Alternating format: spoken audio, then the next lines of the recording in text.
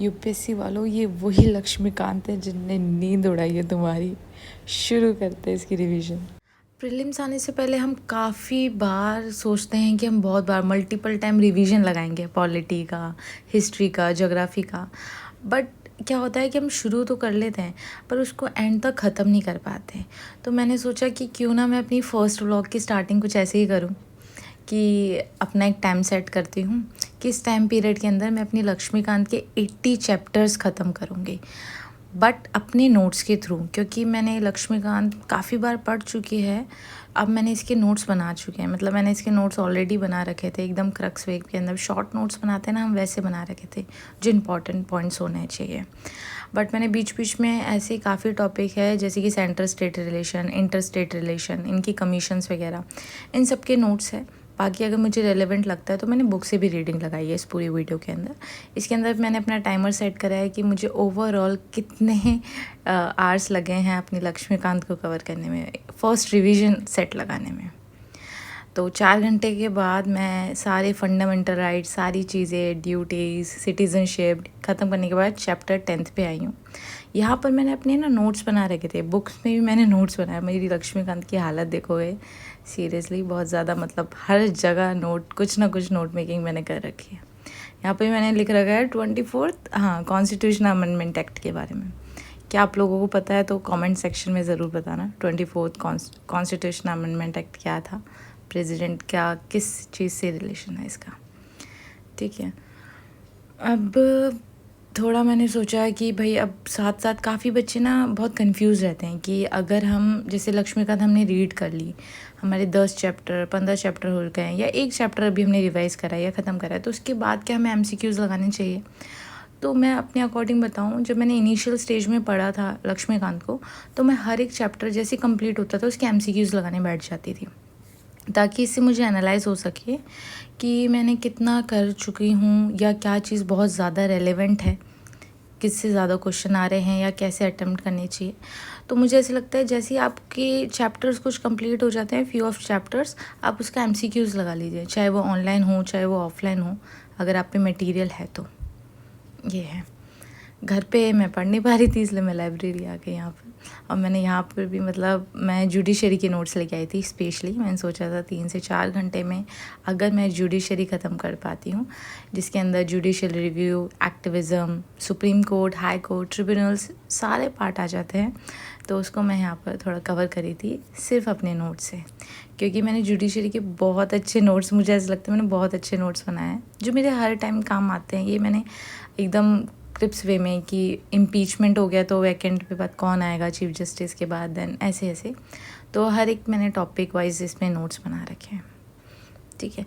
अब मुझे ऐसे ही लगता कि पहले ना डाउट रहता था कि लक्ष्मीकांत के नोट्स करने नहीं करने, बनाने हैं कि नहीं, क्योंकि काफ़ी बच्चे बुक से ही पढ़ते हैं, मल्टीपल टाइम्स बुक को पढ़ते हैं, तो वो उनका वे हो सकता है, क्योंकि हर एक बच्चे की स्ट्रैटेजी अलग होती है पढ़ने की ना, कि कोई नोट से पढ़ पाता है, कोई माइंड मैप ख़रीद लेता है, या कोई बुक से ही रीड लगाते हैं मल्टीपल्स टाइम। तो यही है, अगर आपको जैसा सेट बैठता है, आपको जैसे अच्छे से याद रहता है, आप वैसे कर सकते हैं। मेरे लिए नोट मेकिंग बहुत अच्छा था, क्योंकि मैं जब तक लिखती नहीं हूँ उस चीज़ को, मुझे अच्छे से याद नहीं होता है।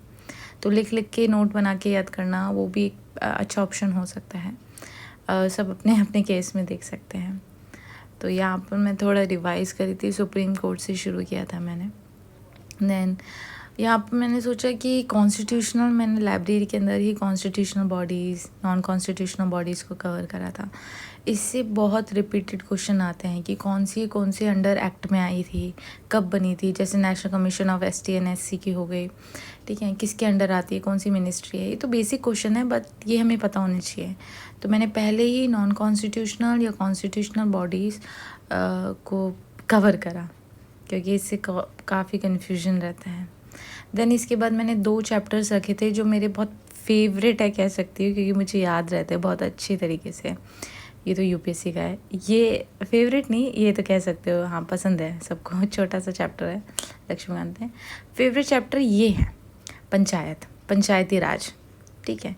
तो पंचायती राज और म्यूनसिपल पार्टीज़, ये दोनों चैप्टर एक साथ ही मैं पढ़ती हूँ हमेशा, ताकि सारी कमेटीज़ और जो भी है कमीशन, दोनों के अंदर जो भी आई थी, जिन्हें कॉन्स्टिट्यूशनल रिकग्नाइज़ किया था PRI को, वो सारी चीज़ें एक साथ पढ़ना। जैसे अशोक मेहता कमेटी हो गई यहाँ पर, इसके चेयरमैन हो गए, इस कमेटी ने क्या क्या रिकमेंडेशन दी थी, और हमें सिर्फ इम्पॉर्टेंट रिकमेंडेशन याद रखनी है, सारी नहीं रटनी है, बस थोड़ी माइंड में होनी चाहिए कि हाँ किसने कॉन्स्टिट्यूशनल स्टेटस दिया था, पंचायत, ज़िला परिषद, ये सब चीज़ें क्या थी उस टाइम पे, हेड कौन था, क्या क्या चीज़ें मेन जो उसमें लिखी गई है वो सब हाईलाइट करनी है। और आपको मेन क्या क्या चीज़ें ना वो तब पता चलेगा जब आप क्वेश्चंस लगाएंगे। जब आप क्वेश्चंस लगाएंगे ना तब आपको समझ जाएगा भाई अच्छा ये क्वेश्चंस पूछे जा रहे हैं, तो हाँ ये पॉइंट बहुत इंपॉर्टेंट है, इसको अच्छे से माइंड में रखना है, उससे हमें पता चलेगा। तो टेस्ट ज़रूर लगाएं। मैं यहाँ पर थोड़े ना अपने शॉर्ट नोट्स बना रही थी, मुझे ऐसा लगा कि कुछ चीज़ है जो मुझे मेरे माइंड में हमेशा याद रहनी चाहिए, तो मेरी एक छोटी सी एक कह लो डायरी है ये, इसमें मैं नोट करी थी कॉन्स्टिट्यूशनल स्टेटस PRI को कौन कौन सी कमीशन ने दिया। एक था अशोक मेहता, एक LM सिंह कमेटी ने दिया था जो राजीव गांधी के टाइम थे, एक थंगन कमेटी ने दिया था, और एक गडगिल कमेटी ने दिया था। तो इन कमेटीज़ ने कॉन्स्टिट्यूशनल को स्टेटस दो भाई पंचायती राज को, इनकी बात करी गई थी। कब आया, कौन सा एक्ट था, ईयर वगैरह, ये सब बेसिक एकदम स्टैटिक टर्म्स है जो हमें अच्छी तरीके से याद होनी चाहिए। इसके अंदर कोई एक्सक्यूज़ नहीं कि हाँ वो ईयर याद नहीं, ये सब होता है ना, वो चीज़ नहीं होनी चाहिए। तो आप ऐसे मेथड यूज़ कर सकते हैं, अपना कोई भी शॉर्ट एक ले लीजिए पेपर वगैरह, जिसके अंदर आप बार बार उसे ओपन करते हो तो देख सकते हैं। एक चीज़ मैंने यहाँ पर नोटिस करी, ये क्वेश्चन मैं आपसे ही पूछूंगी, जो हमने पैसा एक्ट करा था, पढ़ा होगा हमने, जिसके अंदर शेड्यूल एरियाज़ के अंदर पंचायती राज को लाया गया, वो कौन सी कमेटी ने रिकमेंडेशन दी थी कि पंचायती एरियाज, पंचायती जो राज है हमारा PRI सिस्टम, शेड्यूल एरियाज़ के अंदर कौन सी कमेटी ने बोला, जो पैसा एक्ट 1996 में था। कमेंट सेक्शन में आप आंसर दे सकते हैं अगर आपको आता है तो। देन ऑलमोस्ट मेरी चैप्टर्स अब ख़त्म है यहाँ पर, ठीक है। मैं लास्ट के एकदम होता है ना सारी चीज़ें आर्टिकल्स वगैरह पढ़ रही थी, first chief justice of India हो गया, इन सब की एक लिस्ट है पीछे, आप एकदम बुक के पीछे देखेंगे तो आई थिंक जो न्यू एडिशन है लक्ष्मीकांत का, उसके अंदर भी ये चीज़ें होगी कि जो फर्स्ट है, फर्स्ट प्राइम मिनिस्टर होंगे उनकी लिस्ट होगी पूरी की पूरी, चीफ जस्टिस की, deputy Lok Sabha speakers and all of this. तो एक बार आप इसको गो थ्रू कर सकते हैं, थोड़े स्टैटिक पॉइंट्स है, ये वन डे एग्ज़ाम के अंदर आते हैं वैसे तो मोस्टली, और आंसर राइटिंग में भी हेल्प करते हैं कभी कभार, अगर कुछ फीमेल है या फर्स्ट फीमेल है ऐसा कुछ लिखने के लिए। इस बार मैंने लक्ष्मीकांत को बहुत एकदम एंड तक ख़त्म करा है, तो थैंक्स कि मैंने ये वीडियो बनाई, उसके थ्रू मैंने एकदम एंड तक गई हूँ, बीच में कुछ ऐसा ब्रेक नहीं करी अपनी कंसिस्टेंसी। और मुझे 34 आवर्स से भी ज़्यादा लगा, क्योंकि इसके बाद मैंने क्वेश्चंस लगाए थे, एकदम होते हैं ना MCQs वाले, मैंने ऑनलाइन निकाल के काफ़ी सारे क्वेश्चंस की प्रैक्टिस करी थी, उसमें मुझे टाइम लग गया था काफ़ी, और अभी भी मुझे थोड़ा लग रहा है कि ज़रूरत है मुझे और क्वेश्चंस की प्रैक्टिस करने की, ठीक है।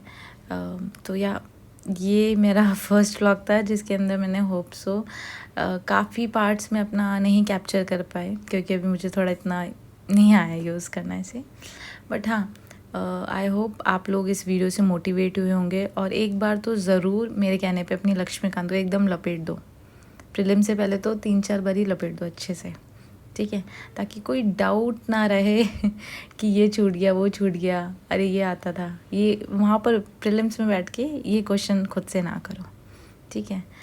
तो नेक्स्ट वीडियो आई होप मैं ज्योग्राफी कवर करूँगी या may be environment. I will update you through my channel, and if you really like my videos then you can subscribe, comment and whatever you want, and yeah, thanks for watching.